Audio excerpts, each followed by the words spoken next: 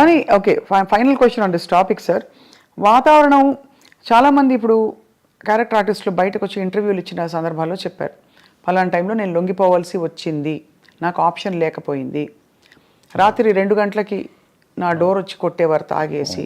మరి ఇవన్నీ ఏమిటంటే వీటిని ఏ పరిధిలో చూడాలి, ఏ కోణం నుంచి చూడాలి? ఇవి ఇంటర్వ్యూ అంటే ఇవేదో ప్రైవేట్గా చెప్పినవి కాదు సార్, బహిరంగంగా బహిర్గతంగా చెప్పారు. ఇప్పుడు ప్రాబ్లం ఏంటంటే ఇక్కడ మన సమాజం ఫస్ట్ అసలు ఆడపిల్ల అంటేనే లోకువ, బయట కూడా సమాజంలో జనరల్గా సినిమాల్లో ఉన్నాడంటే అసలు మరీ లోకువ, అంటే వాళ్ళకి ఏదో taken for granted. Correct, taken for granted.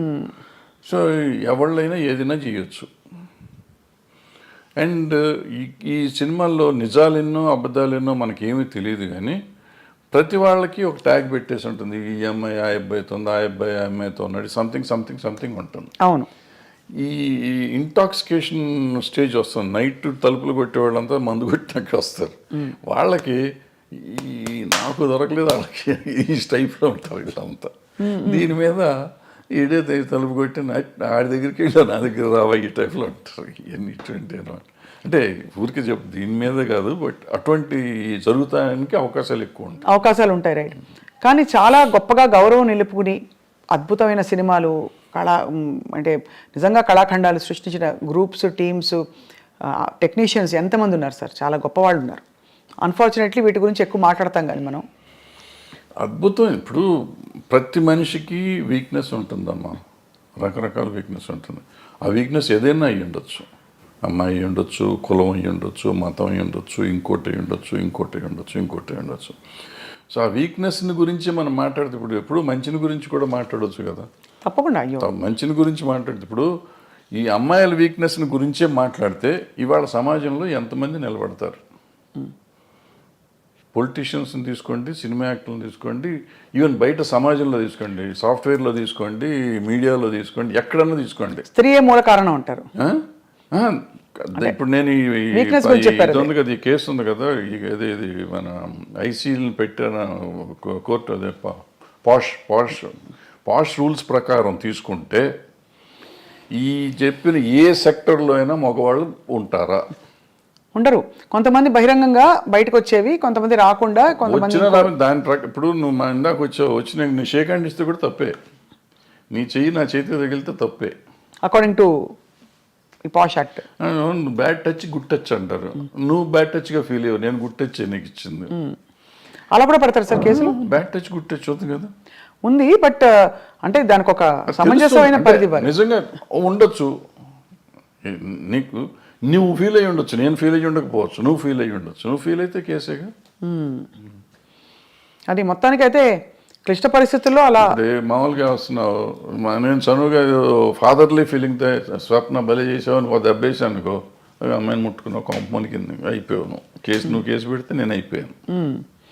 So అందుకే చాలా అతి జాగ్రత్తగా ఉండవలసిన చాలా జాగ్రత్తగా ఉండాల్సిన పరిస్థితులు వచ్చినాయి. ఇప్పుడైతే మాత్రం as long as this posh case this act ఉన్నంత కాలం అతి జాగ్రత్తగా ఉండకపోతే కొంపలు మునుగుతాయి.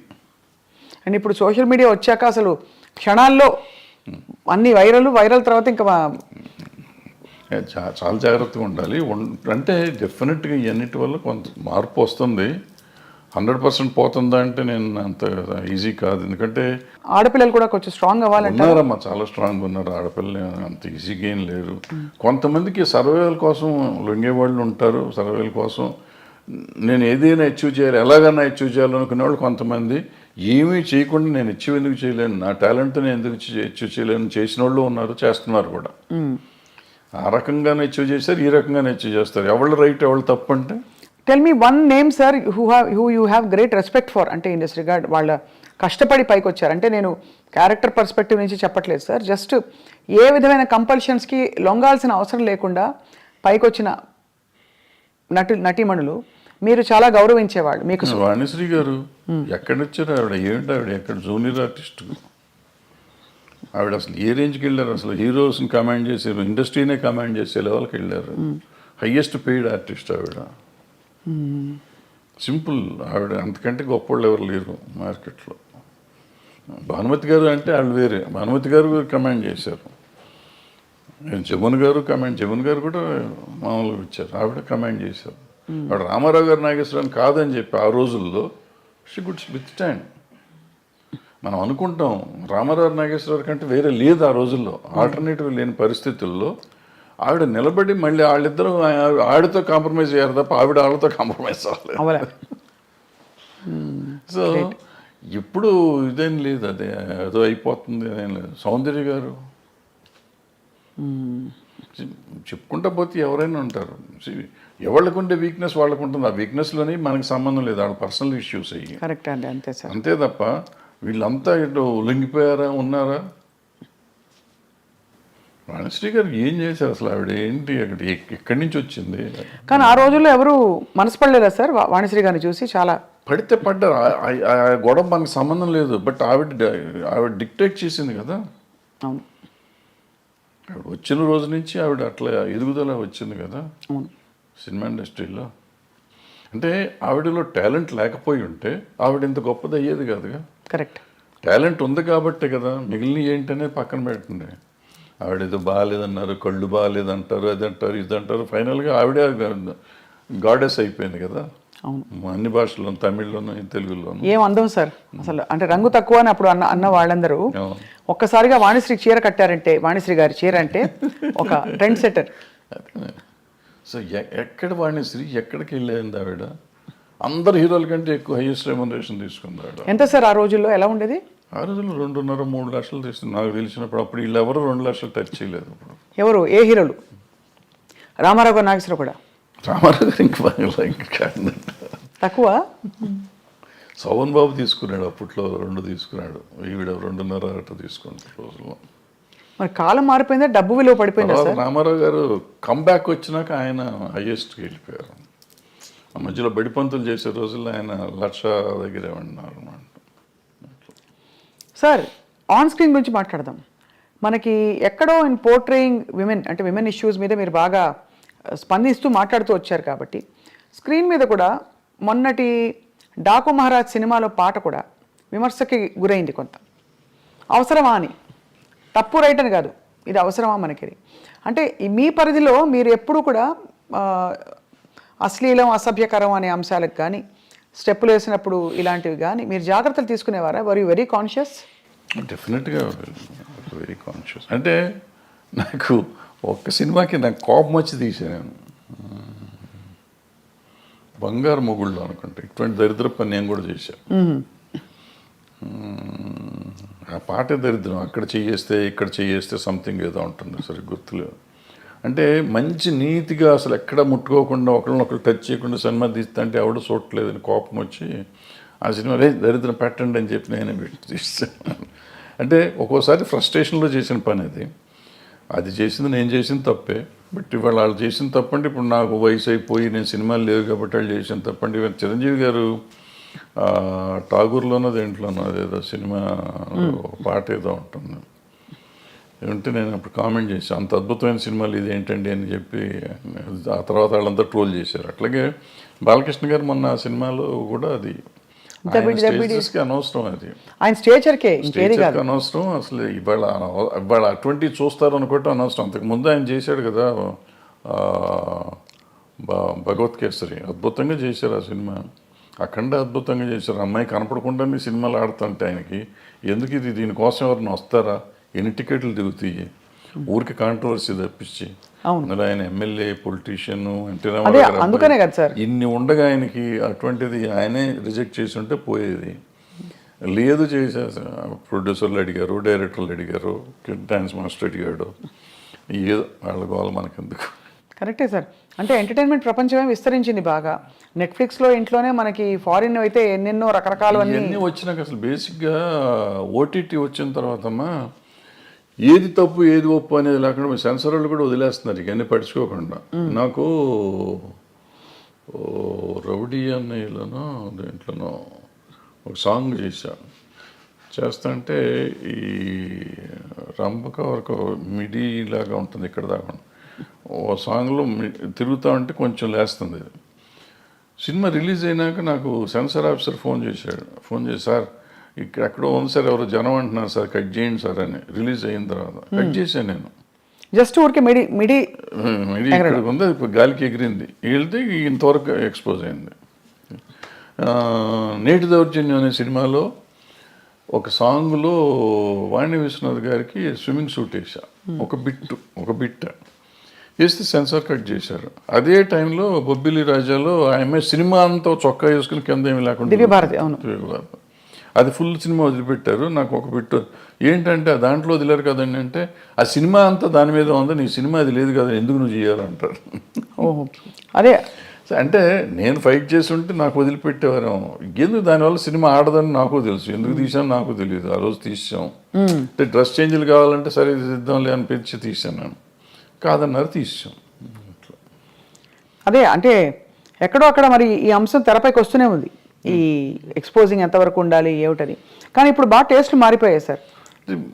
బయట సమాజంలోనే అట్లా తిరుగుతున్నారు కదా. ఇప్పుడు మనం అంటాం ఎక్స్పోజింగ్ అంత భావం కన్నా ఎక్కువైపోయింది అంటాం. బయట వాళ్ళ పార్టీలకు వెళ్తే, పబ్బుల్లోకి వెళ్తే మీకు అంతకంటే భయంకరంగా ఉంటున్నారు ఆడపిల్లలు. బట్ అది వాళ్ళ ఇష్టం, మనం ఎవరో అడుగుతానికి, హూ ఆర్ యూ టాస్క్, నా కంఫర్ట్ నాది అంటున్నారు. సో ఇప్పుడు మన ఈక్వల్ రైటే కాకుండా నిజంగా కూడా వాళ్ళ కంఫర్ట్, నా ఇష్టం వచ్చిన బట్టలు నేను వేసుకున్నప్పుడు ఆడపిల్ల బట్టలు ఇష్టం వచ్చిన ఆడపిల్లలు ఎందుకు వేసుకోకూడదు. ఈ కొంతమంది ఏమంటారంటే నువ్వు అటు వేయటం వల్లే కదా ఇది జరిగింది, వేయటం వల్ల జరగటం నిన్ను కంట్రోల్ చేసుకోవాల్సిన బాధ్యత నీకు ఉంది కదా. అవును, ఈ సమాజంలో ఉంటే నేను చూసి నేను ఆ అమ్మాయిని చూడగా నాకు ఏదో అయ్యింది అనేది ఆన్సర్ కాదు. బోస్ గారు కరెక్ట్గా రాశారు, you have to control your self. Correct. అంటే కోకా కడితే కొరకొరమంటూ చూస్తారు, పొట్టి పొట్టి గౌను వేస్తే పట్టి పట్టి చూస్తారు. అది అంటే ఇంచుమించు మీరు అన్నట్టు అది అనాదిగా అది సృష్టిలో ఉండే ఒక వైపరీత్యం అలా కొనసాగుతుంది. అంటే సినిమా ఇండస్ట్రీ పాప ఫోకస్లోకి వచ్చింది కానీ అది సార్ మరొక అంశం, మీరు తెరపైకి చాలాసార్లు వచ్చి మాట్లాడారు, ఈ డ్రగ్స్ ఇష్యూ కూడా, ఇలాంటి కాంట్రవర్సీలు ఇవి బాగా, అంటే drugs because of the free money, easy money అందుబాటులో ఎక్కువగా ఉన్నది చిత్ర పరిశ్రమలో. లేదు మీరు అన్నట్టుగా పొలిటీషియన్స్, బిజినెస్ మ్యాగ్నెట్స్ వాళ్ళ ఫ్యామిలీస్లో. కాబట్టి దీనివల్ల ఎలా ఖర్చు పెట్టాలో తెలియక ఈ డ్రగ్స్ వీటి అలవాట్లు బారిన పడతారని చెప్పి కొంతమంది ఎవరో చెప్పారు, గ్లామర్ కోసం తీసుకుంటారని. Is that true sir? అసలు ఫస్ట్ పాయింట్ నువ్వు చెప్పిందంటే నేను ఏకీపించను. ఇదేంటంటే సినిమా ఇండస్ట్రీలో డబ్బు చాలా ఎక్కువ ఉంటుంది అనేది నమ్మన్నాను. అసలు సినిమా ఇండస్ట్రీలో వచ్చే కొంతమంది దగ్గర డబ్బులు వస్తే బాగుంటుంది. చాలామంది 80% మధ్య వాళ్ళు డే టు డే ఎక్స్పెన్సెస్ కూడా ఎత్తుకునే బ్యాచ్ ఉంటారు. ఓ 10% ఉంటారు నువ్వు చెప్పిన డబ్బులు ఎక్కువ ఉన్న వాళ్ళు ఉంటారు. కొంతమంది ఎడిక్ట్స్ అవుతారు. ఇప్పుడు మన స్కూల్లో పిల్లలు ఉంటున్నారు, స్కూల్లో పిల్లలు దే ఆర్ ఎడిక్ట్స్ నౌ. వాళ్ళకి ఇది డ్రగ్ కొనే డబ్బులు లేకపోతే వైట్నర్ ఉంటుంది కదా, వైట్నర్ తినేసి దాన్ని అలవాటు చేసుకుంటున్నారు. ఈవెన్ రైల్వే కూలీలు అలవాటు చేసుకుంటున్నారు అటువంటి. సో ఇవన్నిటికీ ఏంటంటే వాటిని అరికట్టే మార్గం మనం ఎత్తుకోవాలి. సో డబ్బు ఉంటే వస్తారు, డబ్బు ఉన్న వాళ్ళే చెడ్డవాళ్ళు, డబ్బు లేని వాళ్ళు మంచివాళ్ళు అనే శాస్త్రం అక్కడ లేదు. ఈ దురలవాట్లు అనేవి డబ్బు ఉన్నా లేకపోయినా అవుతుంది. సో ఈ అలవాటుని అరికడతాం ఎట్లా అనేది మనం ముందు ఆలోచిస్తాం. అంటే ఈ డబ్బుని దానికి లింక్ చేయకూడదు ఫస్ట్. అవును, దురలవాటుకి డబ్బుకి లింక్ చేయకూడదు. వ్యసనం అనేది డబ్బుతో రాదు, వ్యసనం నేచర్తో వస్తుంది. సో నేచర్ని కంట్రోల్ చేయాల్సిన బాధ్యత, నేచర్లో ఉన్న దీన్ని వ్యసనాన్ని కంట్రోల్ చేయాల్సిన బాధ్యత తల్లిదండ్రులకో లేకపోతే ఫ్రెండ్స్కో తీసుకోవాలి బాధ్యత. ప్లస్ మనం పర్సనల్గా పెరుగుతున్న కొద్దీ చేసుకోవాలి. అదేనా మీరు చెప్పినట్టు ఏదో అదేది అందం కోసం మన ఈ తీసుకుంటారు అనేది నాకు కరెక్ట్ కాదు. అంటే స్టెరాయిడ్స్ చేస్తారు, గంటలు కనపడటం కోసం స్టెరాయిడ్స్ తీసుకుంటారు అంటారు. అది కూడా ఎఫెక్ట్ చేస్తుంది, అది కరెక్ట్ కాదు, తీసుకుంటాం కరెక్ట్ కాదు. కానీ అంటే డెఫినెట్గా మీరు అన్నట్టు ఒక వాతావరణం అయితే ఖచ్చితంగా ఒక ఫ్రీ వాతావరణం అయితే కొన్ని పరిశ్రమల్లో ఎక్కువ కనిపిస్తుంది. లైక్ అవి ఉంది అన్ని చోట్ల, కాలేజెస్ దగ్గర అమ్ముతున్నారు, స్కూల్స్ దగ్గర అమ్ముతున్నారు, పబ్బుల్లో అమ్ముతున్నారు, ఎక్కడ పడితే అక్కడే అమ్ముతున్నారు తీసుకొచ్చి.